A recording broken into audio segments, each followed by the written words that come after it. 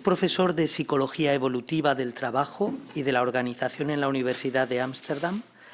Es investigador en la Universidad de Oxford y colabora en la Universidad de Kent. Ha estudiado el liderazgo, el poder y la cooperación en grupos humanos. Entre sus múltiples contribuciones a la ciencia, una que ha alcanzado mayor repercusión en los medios de comunicación y sobre la que también nos va a hablar hoy, ha sido la hipótesis del macho guerrero. Y es precisamente el título que he dicho antes, la paradoja del macho guerrero sobre la biología y la psicología del conflicto intergrupal.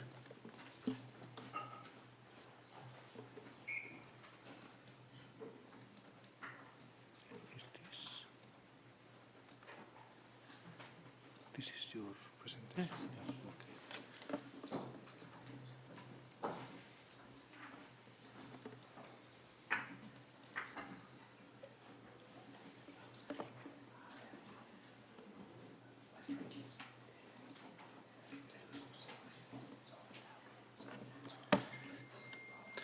Right. Can everyone hear me? Is this okay? Yeah.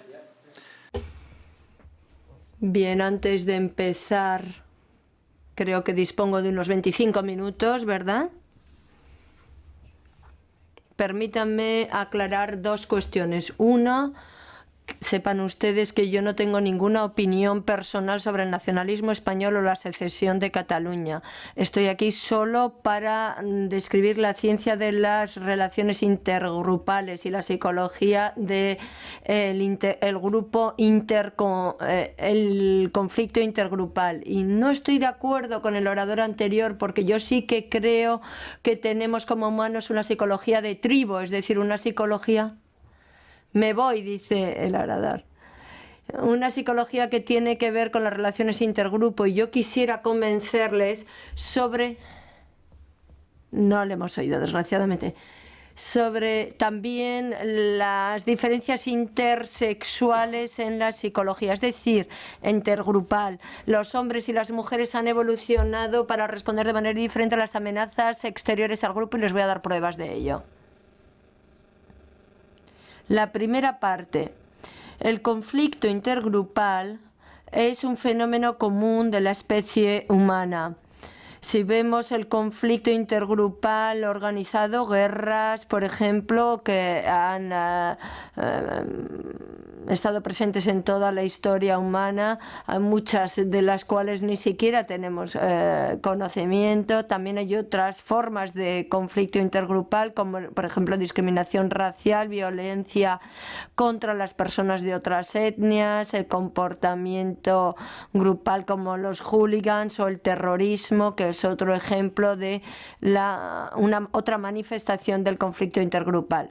De estos ejemplos, lo interesante es ver que esto no solo ocurre con los seres humanos, sino que también ocurre con los primates y con nuestros antecesores. Esta es una de las primeras pruebas de la violencia humana. Esto se encontró en una tumba donde un grupo de individuos, hombres, mujeres y niños, estaban enterrados de hace más de 40.000 años y los arqueólogos han podido ver por las calaveras en particular que habían sufrido un ataque violento, no de un depredador, sino que lo había perpetrado otro macho.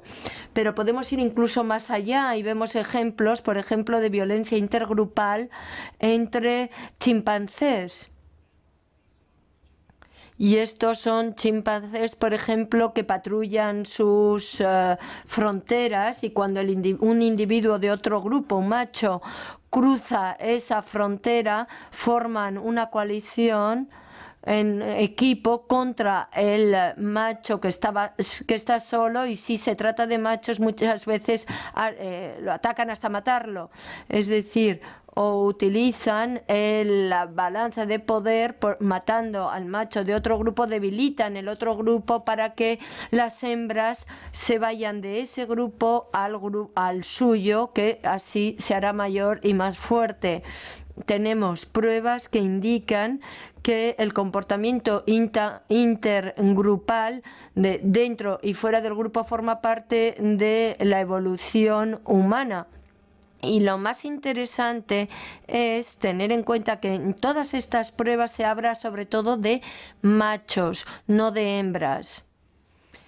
Me gustaría distinguir entre la psicología masculina y femenina, intergrupal, y también tengo pruebas de ello. Son todo machos, por lo tanto. ¿Cuál es la conclusión? Que los humanos son una especie tribal, ya lo sabíamos, pero Charles Darwin lo dijo mejor que yo. Dijo: una tribu, incluyendo a muchos miembros, que de tener un alto nivel de patriotismo, fidelidad, obediencia, valor y simpatía, siempre dispuestos a ayudarse mutuamente y a sacrificarse en pro del bien común, ganarán a la mayoría de las demás tribus por selección natural. La selección natural, por lo tanto, siempre ha estado presente en la competencia entre los grupos. ¿Qué se puede decir, por lo tanto, de esta psicología tribal que forma parte de nuestra naturaleza y que aparece en los seres humanos? Bueno, podemos basarnos en diferentes teorías, teoría de la evolución, de los juegos de la selección sexual, inversión parental, y todas estas teorías apuntan hacia una psicología masculina inclinada a la violencia. Cuando publicamos estos, es que la motivación sexual de los hombres es lo que explica los conflictos del mundo, simplificando evidentemente. Pero ¿qué diferencias sexuales vemos en la psicología intergrupal? ¿Cómo negocian los hombres y las mujeres su posición frente a otros grupos? Pues bien, en primer lugar hay que decir que, como en todos los mamíferos, los hombres y las mujeres tienen estrategias diferentes. Hay una asimetría en el esfuerzo parental. Las mujeres en su conjunto tienen que dedicar más tiempo a la atención, el embarazo, la lactancia, que los hombres no tienen que realizar esa inversión, con lo cual pueden dedicar más tiempo a encontrar parejas sexuales. Esto explica la psicología diferente entre hombres y mujeres. Los hombres están más interesados en buscar parejas sexuales, múltiples parejas, con una estrategia de asunción de riesgos, también de agresión, también a veces puede esto llevar a la cooperación y al altruismo. En los estudios de la oxitocina solo utilizó hombres. De haber utilizado mujeres no habría conseguido los mismos resultados. Pero bueno, eso en cuanto a las pruebas empíricas. Por lo tanto, los hombres y las mujeres tienen estrategias diferentes. Para los hombres puede ser interesante utilizar la agresión como medio para acceder a los recursos, parejas, territorios, lo que busque. Pero lo que puede ser interesante para los machos, por ejemplo, es el unirse a otros machos, para lo cual va a tener que resolver el dilema personal. Aquí lo ven a mano derecha. Por ejemplo, tenemos a James y a Pete. Pueden formar una coalición y luchar juntos para ganar dos, lo que sea, euros, 2 parejas, y los dos ganan 2. Pero, por ejemplo, Pete quiere dejar que sea James quien pelee y entonces gana 3 euros. Él no pelea, pero obtiene el beneficio de ganar la guerra, pero tiene que luchar James, correr un riesgo, y entonces obtiene un 0.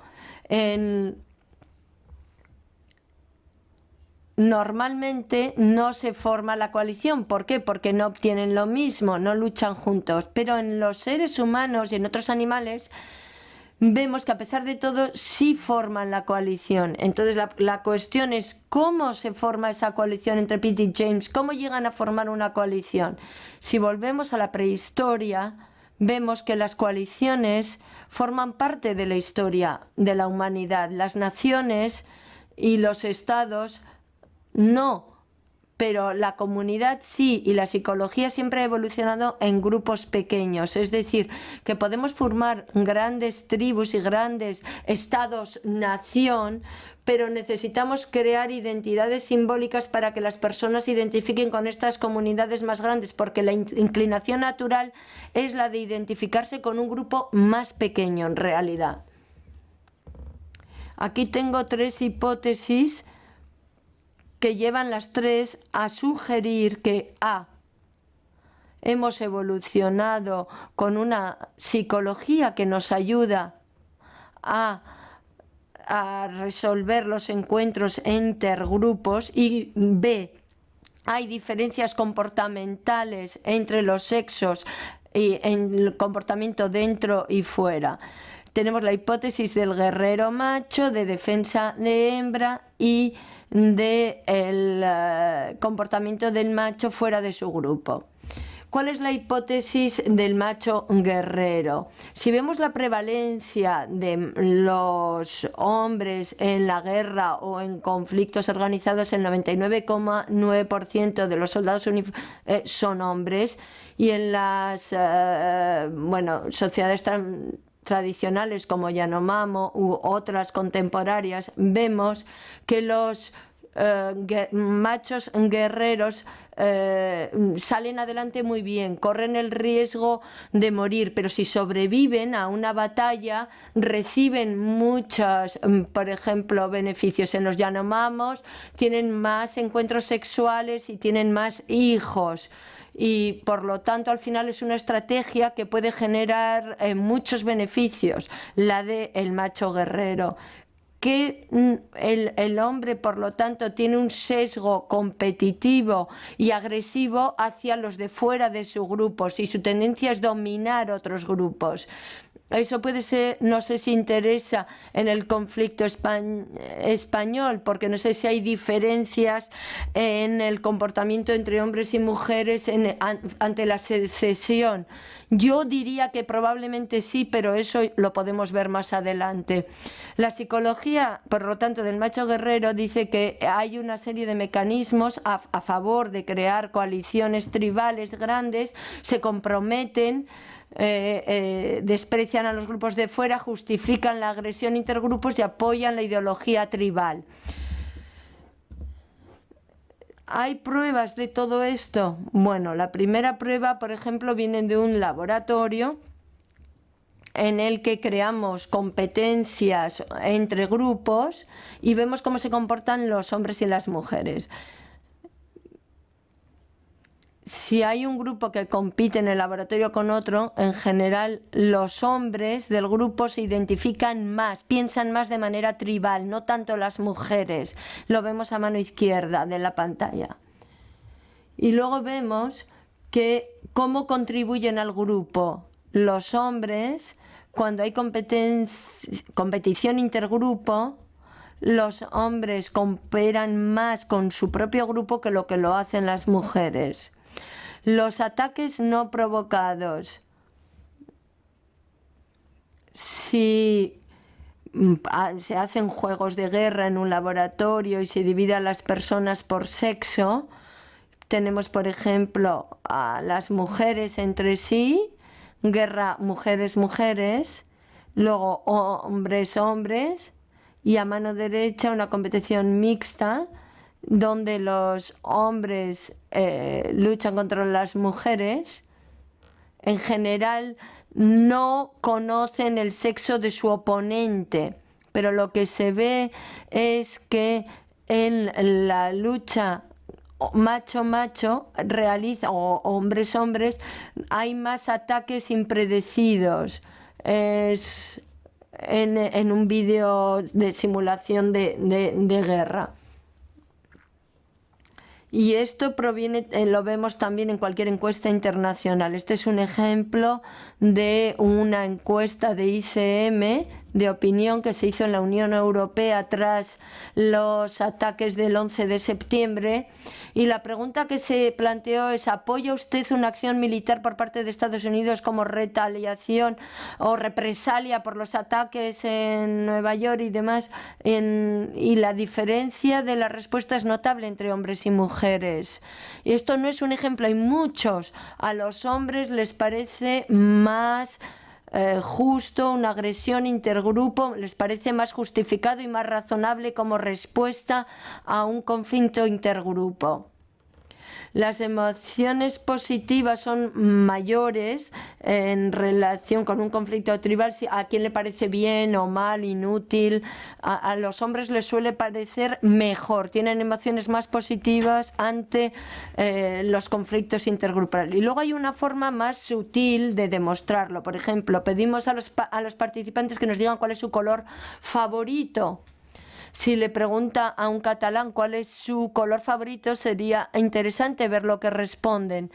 Y sobre todo a los hombres catalanes, cuál es su color favorito, y a las mujeres. Puede dar este resultado, por ejemplo, que los hombres, cuando les preguntan su color favorito, suelen asociarlo con la propia tribu. El azul porque es el color de la bandera americana, asociado con el uniforme militar, una asociación automática con la tribu, algo que en realidad no tiene mucho sentido, como un color, inmediatamente lo asocian con la tribu. Y las mujeres en general pueden responder el naranja porque es alegre, me hace sonreír. No suelen asociar su color favorito con su tribu.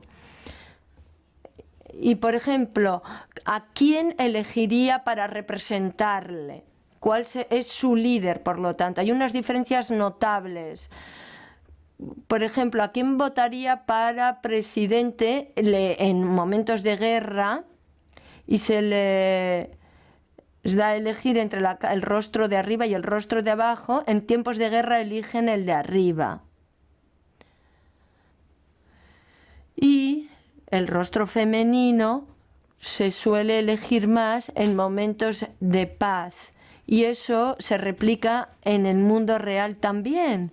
Cuando los ciudadanos eligen a sus representantes, en caso de conflicto intergrupal, la percepción de los propios líderes se suele elegir en momentos de conflicto un líder más dominante, muchas veces masculino, y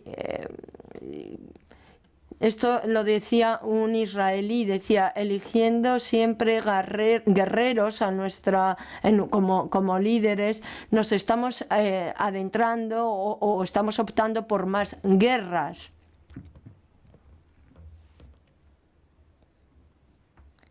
Esto me lo voy a saltar, heroísmo del macho guerrero. Y por último, quería decir que encontramos pruebas también de que los hombres que han participado en conflictos intergrupal, ya sean hooligans, soldados u otros, ganan estatus, ganan posición dentro de su propio grupo, que los hace más atractivos ante las mujeres. Es un dilema interesante también. Muchas veces la elección de las mujeres también provoca ese tipo de comportamiento en los hombres. Bien, veamos ahora la psicología de las mujeres, que tienen menos posibilidades de aliarse para luchar contra otros grupos. Esta es nuestra hipótesis, que se basa en datos. El sesgo contra los grupos, en realidad las mujeres, suele ser evitar el conflicto, y así mantienen o conservan sus opciones sexuales, es decir, evitan esto pero con ciertas condiciones. Cuando hay más posibilidades de quedar embarazadas o cuando hay una mayor amenaza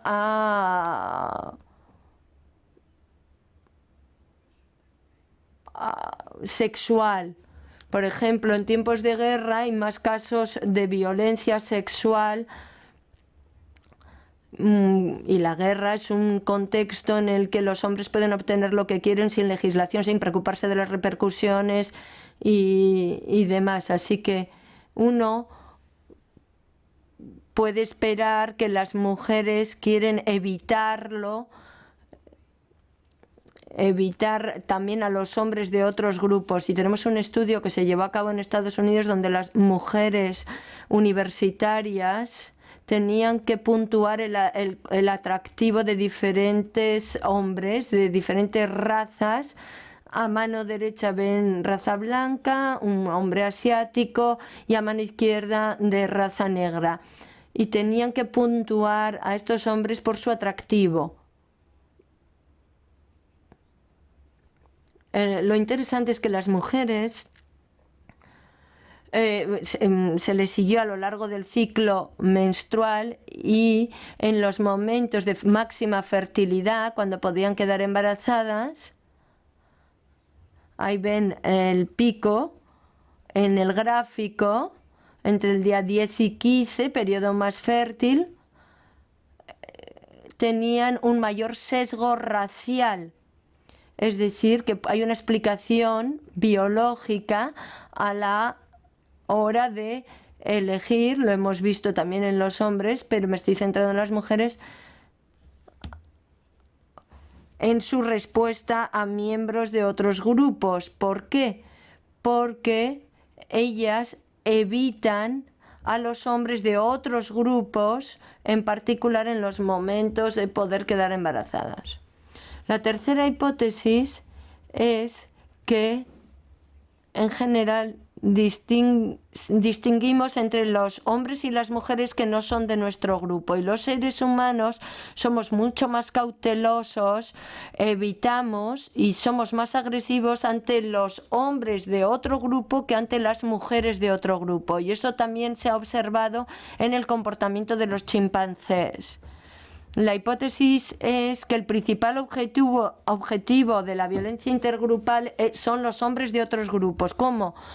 Evitando a estos hombres más que a las mujeres de otros grupos, temerlos sobre todo en momentos de amenaza, y estos hombres sufren más estereotipos y discriminación. Y hay muchísimas pruebas, en particular de Estados Unidos, sobre cómo se trata a los hombres y a las mujeres negras, de raza negra. Por ejemplo, en cuanto a las agresiones que pueden sufrir o su situación económica, las mujeres de raza negra tienen mejores resultados en muchas de estas dimensiones que los hombres de raza negra. Me refiero, por ejemplo, a situación económica, educación, etcétera. Quizás puede ser por este elemento psicológico que discrimina más a los hombres de otros grupos que a las mujeres de otros grupos. Lo que hicimos también, es la prueba esta del cubo de agua helada, y luego tenían que, aquí ven,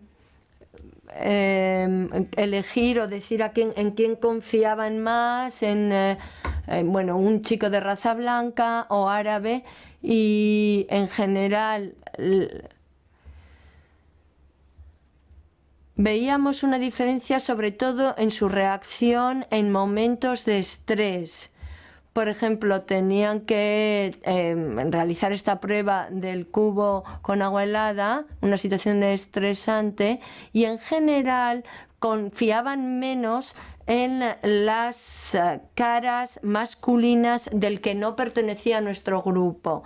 O sea que hay un sesgo contra los hombres y no contra las mujeres que son de fuera de nuestro grupo. ¿Qué conclusiones sacamos de todo esto? Que el conflicto intergrupal es una fuerza de selección en la evolución humana que conforma una psicología tribal, que tiene características de género. Hay que estudiar a los hombres y a las mujeres de manera diferente en cuanto a cómo resuelven estos conflictos. También hay una psicología probablemente de macho guerrero y de defensa femenina.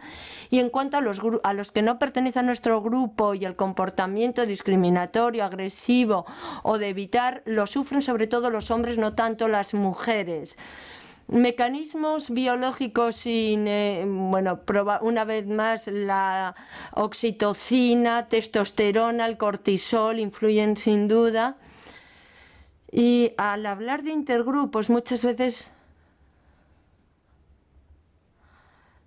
los conflictos violentos intergrupales es que cada grupo plantea amenazas diferentes. A veces son amenazas físicas, pero a veces también de patógenos. Antes se ha hablado de un virus, de una epidemia. Pues los grupos exógenos muchas veces pueden suponer una amenaza patógena. Y probablemente también hemos evolucionado con una psicología que nos hace temer a los de otros grupos porque pueden traer enfermedades. Y muchas veces somos prudentes sobre cómo los tratamos también por la presión que supone para nuestros recursos económicos. ¿Y qué soluciones planteamos a todo esto? Bueno, puesto que hemos evolucionado con una psicología tribal que forma parte de la naturaleza humana, tenemos que encontrar maneras de trabajar, vivir con ello. Cuando digo trabajar, ¿qué quiero decir? Pues reconocer que existe, que cuando haya un conflicto, sea entre Cataluña y el resto de España, o entre Gaza o con los escoceses, tenemos que empezar por reconocer que forma parte de la naturaleza humana, reconocerlo y saber que puede haber diferencias entre cómo tratan estas amenazas los hombres y las mujeres, y podemos quizás resolverlo haciendo que las personas sean más individuales o más independientes, creando una identidad por encima de ese grupo supranacional, en lugar de insistir en las diferencias. Es todo.